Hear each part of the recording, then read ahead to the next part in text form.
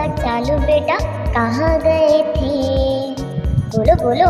सब्जी की टोकरी में सो रहे थे। अच्छा, फिर?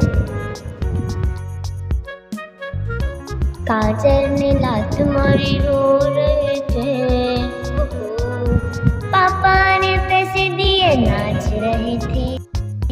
मम्मा ने प्यार किया हंस रहे थे। आलू का चालू बेटा कहाँ गए थे? बोलो बोलो। बैंगन की टोकरी में खेल रहे थे। अच्छा, फिर? बैंगन ने लात मारी रो रहे थे। मम्मा ने प्यार किया हंस रहे थे। आलू का चालू बेटा कहाँ गए थे? बोलो बोलो। टमाटर की टोकरी में गिर गए थे। अच्छा, फिर? टमाटर ने लात मारी रो रहे थे। भैया ने लड्डू दिए खा रहे थे। मम्मा ने प्यार किया हंस रहे थे।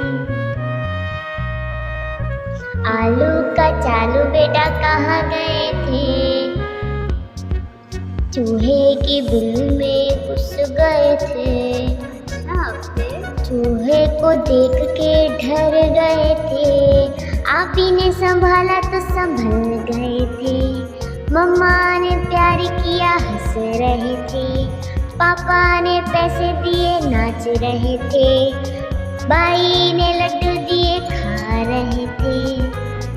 आलू का चालू बेटा कहाँ गए थे? सब्जी की टोकरी में सो